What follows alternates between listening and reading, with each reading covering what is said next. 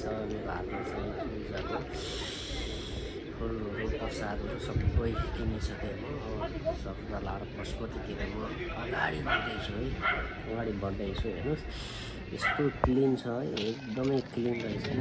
पूजासुजा पनि गरेर आइसकेँ। यहाँ चाहिँ हनुमानजीको भक्तहरूले चाहिँ यहाँ मलाई चाहिँ भट्ट्याएको। त्यो प्रसाद चाहिँ कसलाई दिउँ भन्ने भएको थियो, त्यस मैले उहाँलाई नै दिएँ है। हनुमानजीले कब्जा गरिदिनु भयो।